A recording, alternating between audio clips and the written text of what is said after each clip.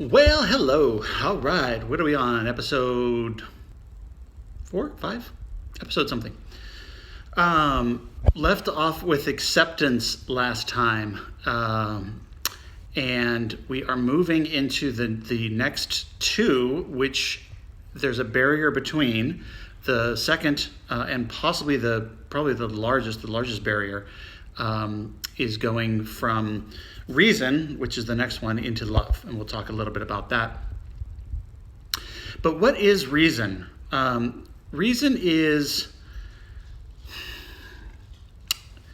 it's when an individual reaches that level, their thirst for knowledge really becomes insatiable. It becomes just this, you want to know everything about everything. And even though there's no way that can ever be done, because there's so many things that we don't even know about, that you wouldn't be able to categorize or quantify or measure how much of everything that you actually know. So it's just the willingness or the desire to continually gain knowledge and information.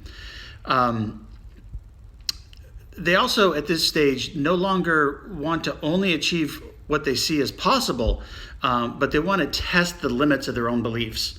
And I've been definitely doing quite a lot of that lately, testing the limits of my beliefs in terms of both claiming my own power as well as surrendering to the forces that kind of drive and guide and edge ourselves forward. I just had a wonderful conversation with my personal coach. I can't coach other people if I'm not willing to be coached myself. But my coach and I just had a 50-minute conversation about this and about where I am between the two, the ego and the higher spiritual self. Some good stuff I'm going to be talking about after I spend some time really kind of digesting it. But at this level, this is where like a lot of your scientists, philosophers, medical researchers, people that just want to know more and more and more and more. They want to discover as much as they possibly can, as well as those who are geared towards helping other people raise their level of consciousness as well. Those individuals typically reside in that level of reason. Just because there's that concept or the understanding that this can't be all there is. There has to be more out there, and not just willing to sit and wait for it to arrive, but to really, really go after it, to see if you can discover it. Now, why is there a barrier between reason and the next one, which is love? Well, first thing we need to talk about is really what love is, because it's not what we think it is. It has nothing to do with romance. It has nothing to do with relationships. Relationships in terms of two people falling in love. That's what I'm referring to. It definitely does intercede in relationships, but it has nothing to do. It's not that Hollywood, major motion picture kind of love that everything gets, boy meets girl and 45 minutes later they're in love. That doesn't happen very often. Took my wife and I 7 weeks from the moment we met to the day we were married was 7 weeks. So yes, it does happen sometimes, but maybe not as fast as in Hollywood. But love is that barrier there, because when you cross over that limit, when you cross over into love from reason, you know that there's so much more out there for you to learn and whatnot, but that's still a personal experience. You are still, even though it's positive and you're gaining all this insight and you're learning all these things, it's still a personal experience. Your knowledge is growing. You may be in the case of like medical researchers releasing new understandings of things, or scientists releasing new ways of thinking about things that do help other people, but still in that aspect of reason, there's still that sense of I am going to to find this out. I'm going to discover this. I'm going to.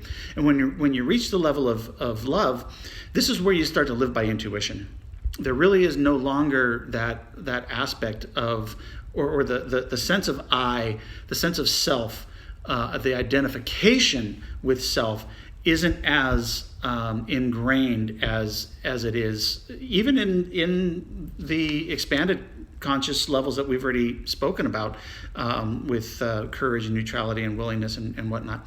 But with love, you see yourself as a potential. You see the things that your actions that you're able to take as a potential for the betterment of mankind.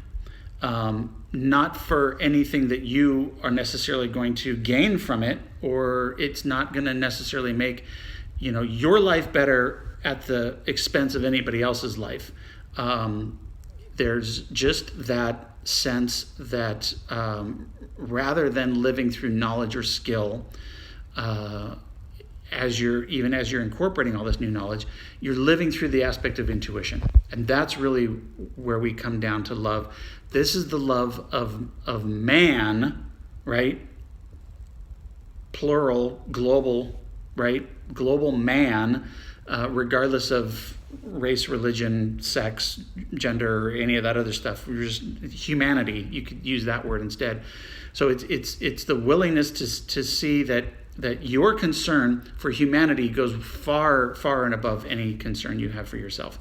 That there are steps that you would take that would potentially be detrimental to yourself, not from the aspect of putting your life in danger. Well, in some cases, yeah. I mean, like if you were at a place where someone was, a mass shooting was happening, and those individuals that go towards the danger versus running away, that is love.